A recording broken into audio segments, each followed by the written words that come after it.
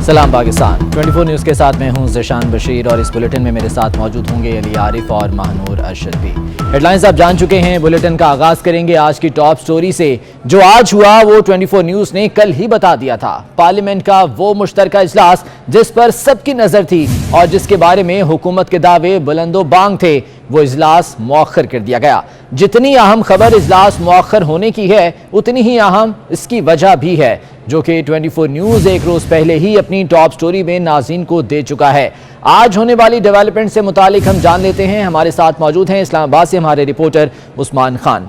उस्मान, बताइएगा, इजलास के हवाले से हमने कल भी खबर दी थी, लेकिन इसकी वजूहात जो आज सामने आ रही हैं, क्या कहानी है अंदरूनी? बहुत शुक्रिया ज़ीशान। कल एक अहम तरीन मुश्तरका इजलास होने जा रहा था जिसके लिए हुकूमत की तमाम तर तैयारियां भी मुकम्मल से ऐसे बिल्स थे जिनको कल के इजलास में पेश करके मंजूर करवाना था, मगर इस बार अपोजिशन ने भी हुकूमत को खूब आड़े हाथों लिया और इस बार अपोजिशन ने खूब तैयारियां की और गुज़िश्ता रोज़ जो इजलास हुए उसके बाद कुछ कमेटियाँ तश्कील दी गई और सबसे बड़ी वजह यह है इजलास मुलतवी होने की, क्योंकि अपोजिशन ने जो हुकूमत की अहम इत्तेहादी जुमात है MQM JDA और काफ लीग से राब्ते किए हैं और काफ लीग और इन तमाम तर जुमातों को ये बताया कि हुकूमत आपको इस्तेमाल कर रही है और जिस तरह ये बिल्स पे बिल्स पास करवा रहे हैं, नैब जो तरमीमी ऑर्डिनेंस है, जो इंतखाबी इस्लाहात का बिल है, EVM का बिल है, समंदर पार पाकिस्तानियों का बिल है, इन बिल्स के जरिए ये आपके कंधे पर बंदूक रख के चला रहे हैं, तो आप हुकूमत का साथ ना दे और अपोजिशन का साथ दे।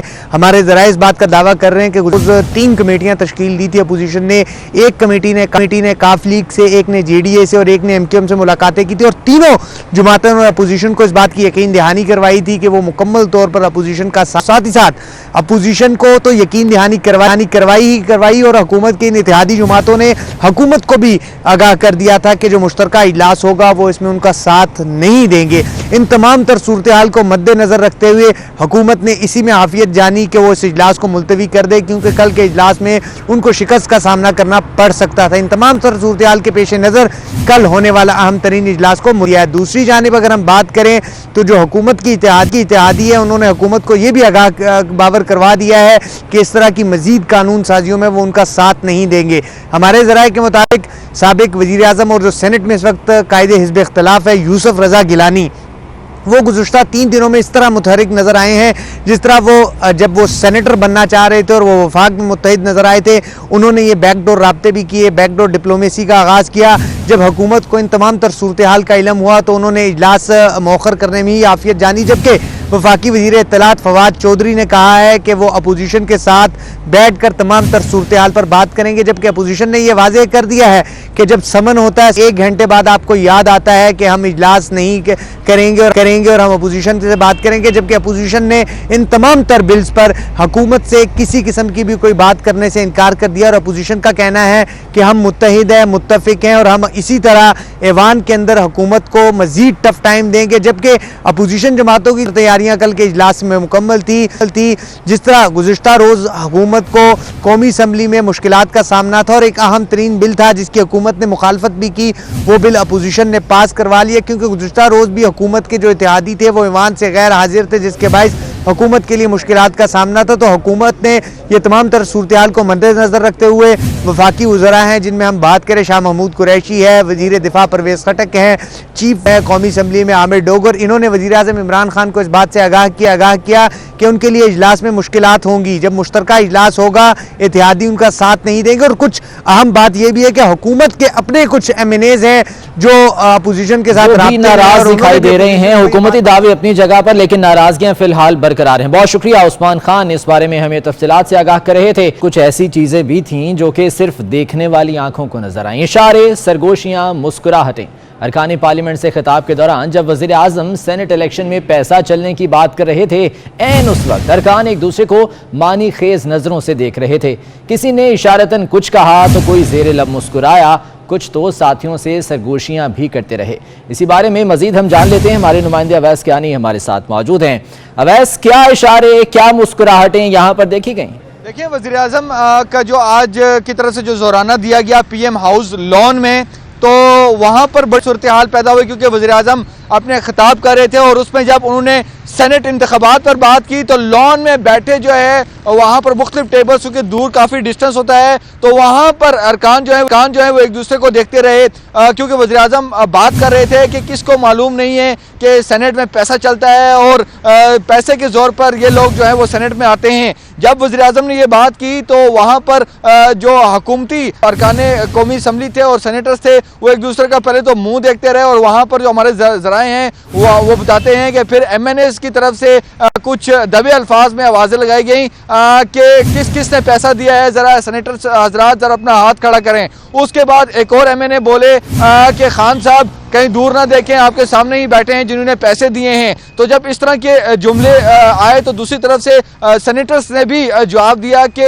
आज आप लोगों की वजह से, MNAs की वजह से जो है नंबर्स हमारे पूरे नहीं हैं। हमेशा सेनेटर्स जो हुकूमती सेनेटर्स होते हैं उनकी हाजिरी मुकम्मल होती है, लेकिन इन जुमलों के बाद जो हमारे मोतबर ज़राए हैं वो ये बता रहे हैं कि हुकूमती जो सेनेटर्स हैं उनमें काफ़ी तशवीश पाई जा रही है वज़ीर आज़म के इस बयान पर, और ये बात डिस्कस हो रही है कि वज़ीर आज़म को ऐसे सख्त अल्फाज जो हैं सेनेटर्स के सामने जो है नहीं बोलने चाहिए थे। यही वजह है कि जब जोराना ख़त्म हुआ उसके बाद तकरीब के बाद जो है वज़ीर आज़म से तमाम हुकूमती और इत्तेहादी सेनेटर्स की तफसीली जो है मुलाकात भी करवाई गई। बहुत शुक्रिया अवैस कियानी, इस बारे में तफसीलात से आगाह कर रहे थे, और शायद इसीलिए कहा गया था कि चोर की दाढ़ी में तिनका। बहरहाल सियासी वानों में मजीद क्या गहमा गहमी जारी है ये जानने के लिए चलते हैं मेन स्टूडियोज अली आरिफ और महानूर अरशद की। ठीक है, बहुत शुक्रिया ज़ेशान बशीर आप बड़े। और आपको बताएं कि मुस्लिम लीग काफ के रहनुमा तारिक बशीर चीमा का कहना है कि एतमाद में लिया जाता तो पार्टी से मुशावरत कर लेते, वजीर आजम अगर पहले से मामले पर बता देते तो ये सूरत हाल ना होती।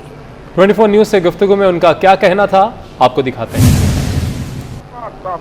हो गया, एक बिल बताएं, एक काम बताएं जिस पे हमने हुकूमत की मुखालफत की हो, तमाम तर रिजर्वेशन के साथ। अल्टीमेटली हम वो करते हैं जो वजीर आजम साहब कहते हैं। लेकिन अब देखें ना, हमारा एक पॉलिटिकल पोस्चर है, हमारी एक पॉलिटिकल जमात है। कल को हमने क्या लोगों को क्या बताना है कि हमने ये काम क्यों किया है, इसकी क्या जरूरत थी। तो ये अगर हम अपनी पार्टी में ले जाएंगे, पार्टी में इसको डिस्कस करेंगे, और डिस्कस करने का बाकी ये कि प्रॉब्लम कहां पर है, ये वजीर आजम साहब का काम है जांचना। यही काम अगर 1 महीना 1.5 माह पहले वजीर आजम साहब हुक्म देते और हमें बाकायदा एतमाद में लेते, हम अपनी पार्टी से उसकी अप्रूवल ले लेते या रिजेक्शन ले लेते, तो ये काम नहीं होना था। आज हम इनके तादी हैं, हम भी वजारतें लेकर बैठे हुए हैं, और हमारी ये कोशिश है, यकीन जानिए बेहतरीन कोशिश है कि अब चूंकि इलेक्शन करीब आ रहे हैं और अब हम सियासी फैसले शुरू करें, अब हम वो काम शुरू करें जिससे लोगों में एक रिलीफ का एक अच्छा एक तासर जाए कि हुकूमत ने वाकई अवाम की बेहतरी के लिए सोचना शुरू कर दिया है। जबकि 24 न्यूज़ से गुफ्तगू में MQM के रहनुमा वफाकी वजीर IT अमीनुल हक का कहना है कि बदकिस्मती से इत्तफाक ना हो पाया, ऑपोजिशन की तरफ से भी रुकावटें आई, मामले को इलेक्शन कमीशन ने भी सही तरीके से ना लिया। देखिए, मेरा ख्याल है कुछ चीजें बहुत अच्छी हैं और कुछ चीजों से मैं समझता हूँ कि इत्तेफाक अनफॉर्चुनेटली हो नहीं पाया। इसमें इम्पोर्टेंट इशू था EVM का, इलेक्ट्रॉनिक वोटिंग मशीन थी। MQM पाकिस्तान ये समझती है कि यस, मुल्क में मेरा आजादाना मुनसिफाना शफाफ इंतखाबात के यकीनी बनाया जाए, और इसमें हम सबों की जिम्मेदारी बनती है। EVM के इस्तेमाल के हवाले से 3 इंपॉर्टेंट वजह है जो जिनको ऑन बोर्ड होना चाहिए। नंबर 1 फेडरल गवर्नमेंट यानी पाकिस्तान हुकूमत, दूसरी इलेक्शन कमीशन ऑफ पाकिस्तान जिसको चाहिए कि तमाम अमल को फ्रंट से लीड करे, और तीसरी चीजें वो तमाम सियासी पार्टियां जो इस अमल में हिस्सा ले। तो अनफॉर्चुनेटली मैं समझता हूँ कि अपोजिशन की तरफ से भी मेरा ख्याल रुकावट है, और इलेक्शन कमीशन ऑफ पाकिस्तान भी इसको फ्रंट से लीड नहीं कर रही थी। कल भी इसकी ब्रीफिंग दी गई, ब्रीफिंग में भी कहीं ना कहीं पे मेरा ख्याल है कि गैप मौजूद था, जिसके बिना पे आज जब मैं समझता हूँ कि वज़ीर आज़म साहब ने जो हमें जमानत दिया था, तमाम अरकान असेंबली को, तमाम कॉलेज पार्टनर मौजूद थे, हमने नया अदब के साथ जो कोर कमेटी थी खटक साहब उनके साथ जो हमने अर्ज किया कि जो रिजर्वेशन है जो MQM पाकिस्तान के रिगार्डिंग विद EVM, तो उसको भी दूर किया गया और उसके लिए भी मुतमईन किया गया। इसलिए हमने रिक्वेस्ट की कि अगर मुमकिन हो सकता है तो इस इजलास को मौका, ज्वाइंट सेशन का इजलास जो होने जा रहा है, इसको मौका कर दिया जाए ताकि ज्यादा बेहतर तरीके से उन सवालात के जवाब मिल सके, और MQM पाकिस्तान भी जमहूरी रवायत के मुताबिक अपनी टॉप लीडरशिप जो है, जो बाराख्ता कमेटी, उनको भी ऑन बोर्ड ले सके। Senior anchor person Kamran Khan भी वजीर आजम से मायूस होने लगे हैं। ट्विटर पर अपनी नई वीडियो में उन्होंने वजीर आजम इमरान खान को मुखातिब करके कहा कि वो हमेशा कोशिश करते रहे हैं कि अवाम की उम्मीदें कायम रहें, मगर अब वो थक रहे हैं और इमरान खान से जुड़ी उम्मीदें मध्यम पड़ गई हैं। इमरान खान साहब, मेरी कोशिश रही अवाम की उम्मीदें कायम रहें, कौम से तब्दीली के वादे पूरे करने में आपकी हौसला अफजाई करता रहूं, लेकिन अब थक रहा हूं। आपसे जुड़ी उम्मीदें मध्यम पड़ रही हैं। आप इक़्तिदार के 60 में 40 माह गोया 2/3 मुद्दत पूरी कर चुके हैं। आपकी खुशामदियों में किसी ने नहीं बताया तो मैं बता देता हूँ, आपकी हुकूमत खतरनाक भंवर में फंस चुकी है। खतरा है किनारा लगने से पहले किश्ती डूब जाए। आप कप्तान हैं, इसको डूबने से बचाएं। कमर तोड़ महंगाई की चक्की में पिसने वाले अवाम तब्दीली का इंतजार कर रहे हैं। 40 माह गुजर गए, बेहतरी क्या आती, हर गुज़िश्ता हफ्ता बिगाड़ में इजाफा कर रहा है। खान साहब, आपने जज्बातियत दिखाई। गुज़िश्ता महीने ISI चीफ की तैनाती मामला पाकिस्तान की जगहसाई और हम सबको डिप्रेशन में मुब्तला कर गया। शुक्र, नाकाबिल तलाफी नुकसान नहीं हुआ। आर्मी लीडरशिप पहले की तरह आपकी पुश पर खड़ी है, मगर आम पाकिस्तानी परेशान है। आपकी हुकूमत के चौथे साल में उसका बिजली, पेट्रोल, अशिया खुर्द उसका बिल दुगना हो चुका है। आप जिम्मेदार या वजीर निचकारी मोहम्मद सूमरो, 4 साल पाकिस्तान में निचकारी नाम को नहीं हुई। यही वजह है कि कौमी कॉरपोरेशन कौमी खजाने का जिस मकदार में खून चूस रही थी, आज भी उतना ही चूस रही हैं। अफसोस, PIA का इंटरनेशनल फ्लाइट ऑपरेशन तकरीबन ठप पड़ा है। अनगिनत रेलवे हादसात ने नाअहली और सानिहात की नई तारीख रकम की। शुगर माफिया के खिलाफ रियासती उदारे आपने जुटा दिए, मगर कीमत 125 रुपए किलो टाप गई। एहतसाबी अमल का यह आलम के नैब करप्शन केसेस के किसी एक बड़े मुल्जिम को सजा नहीं हुई, बल्कि एड़ी चोटी का जोर लगाने के बावजूद लंदन अदालत ने शहबाज शरीफ को मनी लॉन्ड्रिंग इल्जाम से बरी कर दिया। इलेक्शन 2018 में कराची ने इतने वोट दिए कि आप सिस्टर रह गए। आपने पलट कर ना देखा। 40 माह कबल कराची के लिए नवाज शरीफ का ग्रीन लाइन मंसूबा आपको निस्फ तकमील शुदा मिला, मगर आज तक आप इस ग्रीन लाइन को भी ना चलवा सके। पंजाब में आपने 6 IGs, चीफ सेक्रेटरीज बदल दिए। उस्मान बुज़दार ने आपकी पूरी टीम बदल हो गई। आपका एतमाद टस से मस नहीं हुआ। खान साहब, आपके पास सिर्फ 20 माह हैं। समझे T20 मैच है। आखिरी 10 ओवर्स में आपने 200 रन करने हैं। टीम इमरान खान का यह मौजज़ा दिखा सकती है तो क्या बात है, वरना भारी दिल से खुदा हाफिज। अपोजिशन ने पार्लियामान में अपने तमाम फैसले करने के लिए स्टीयरिंग कमेटी कायम करने का फैसला कर लिया है। इस्लामाबाद में chairman Peoples Party Bilawal Bhutto Zardari की मेजबानी में अपोजिशन अरकान के शाइए से खिताब में शहबाज शरीफ का कहना था कि अपोजिशन को आज बड़ी कामयाबी मिली है। बिलावल भुट्टो का कहना था कि हुकूमत पार्लियामेंट में हार चुकी है। इसी बारे में मजीद तफसीलात हम जान लेते हैं। हमारे नुमाइंदे इस्लामाबाद से उस्मान खान हमारे साथ मौजूद हैं। उस्मान, बताएगा इजलास में किन उमूर पर बात की गई, क्या लाहे अमल मुरतब किया गया है? जी बहुत शुक्रिया जीशान। आज chairman Peoples Party Bilawal Bhutto Zardari की जानिब से अपोजिशन जमातों के एजाज़ में इशाइया दिया गया था।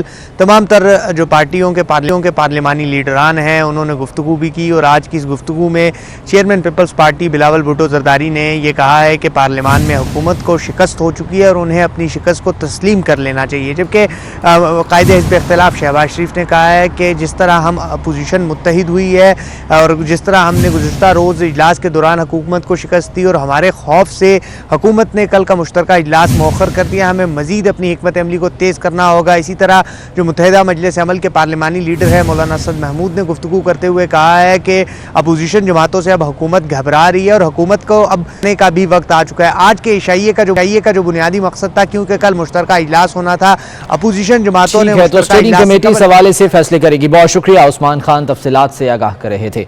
आगे बढ़ते हैं, आपको बताएं कि वज़ीर आज़म तलब किए जाने पर सुप्रीम कोर्ट में पेश हो गए। सुप्रीम कोर्ट ने सानह आर्मी पब्लिक स्कूल में मुलविस अफराद के खिलाफ मुस्बत इक़दाम उठाने का हुक्म देते हुए 4 हफ्ते में रिपोर्ट तलब कर ली है। अदालत उस्मा में समाअत के दौरान वज़ीर आज़म और अदालत में क्या बातचीत हुई, इस बारे में तफसीलात के लिए ये रिपोर्ट देख लेते हैं। वज़ीर आज़म इमरान खान ने अदालती आदाब नजरअंदाज कर दिए। वज़ीर आज़म को जजेस ने 3 मरतबा तकरीर छोड़कर मुद्दे पर आने का कहा। सुप्रीम कोर्ट के जजेस वज़ीर आज़म के सवालात पर उनकी दुरुस्तगी करते रहे। सुप्रीम कोर्ट में वज़ीर आज़म इमरान खान को रोस्टरम पर बुलाया गया तो उन्हें इल्म ही ना हुआ। वज़ीर इत्तलात फवाद चौधरी ने बताया कि आपको बुलाया जा रहा है। जजेस की जानिब से रोका जाना वज़ीर आज़म इमरान खान पर नागवार गुजरा। वज़ीर आज़म ने कहा, 1 मिनट जज साहब, आपने मुझे बुलाया तो मेरी बात भी सुने। आपको ये समझना चाहिए कि उस वक्त हालात वाक़यात क्या थे। आपको उन बच्चों के वालिदैन नजर आ रहे हैं दहशतगर्दी में शहीद 80,000 जवानों के भी वालिदैन हैं। 80,000 जवानों की शहादत समेत पता चलाना चाहिए कि हम अमरीकी जंग में क्यों शरीक हुए। चीफ जस्टिस का वजीर आजम से मुकालमा हुआ कि इस सवाल का जवाब भी आपके पास है, आपकी हुकूमत है, जो करना है आप करें। T20 वर्ल्ड कप में इंग्लैंड और न्यूजीलैंड के दरमियान फाइनल में पहुंचने की जंग जारी है। पहले सेमीफाइनल में इंग्लैंड ने कीवीज को जीत के लिए 167 रन का हदफ दे दिया। इंग्लैंड की जानिब से मोइन अली 51 रन बनाकर नुमाया रहे, जबकि हदफ के ताकुब में कीवीज मुश्किलात का शिकार है और 2 बल्लेबाज पेविलियन लौट चुके हैं।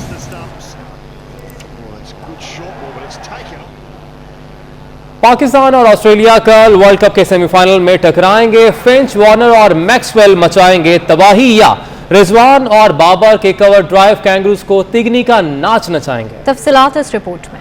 वर्ल्ड कप में नाकाबिले शिकस्त शाहीनों का होगा दुबई में बड़ा इम्तिहान। पाकिस्तान और ऑस्ट्रेलिया की टीमों में मैच का 5 पलटने वाले खिलाड़ी होंगे। रन्स मशीन पाकिस्तान के बाबर आजम और मोहम्मद रिजवान करेंगे कैंगरूज पर कारी वार। मिडिल ऑर्डर में पावर हिटर आसिफ अली भी ऑस्ट्रेलियाई बॉलर्स पर कहर ढाने को है तैयार। बॉलिंग में शाहीन के खतरनाक यॉर्कर्स, हारिस रऊफ की रफ्तार और शादाब की स्पिन होती गेंदें कैंगरूज को चकराएंगी। T20 में ऑस्ट्रेलिया की जानिब से सबसे ज्यादा रन बनाने वाले बल्लेबाज एरन फिंच, डेविड वार्नर ने पाकिस्तानी बॉलर्स पर झपटने की तैयारी कर ली। मिडिल ऑर्डर में ग्लेन मैक्सवेल अपनी तबाहकुन बल्लेबाजी से शाहीनों को मुश्किल में डाल सकते हैं। बॉलिंग में मिचेल स्टार्क, जोश हेजलवुड और एडम ज़ेम्पा कौमी बल्लेबाजों को टफ टाइम देने के लिए है बेताब। और इसके साथ इन स्टूडियो से फिल वक्त एक ब्रेक के बाद हेडलाइंस।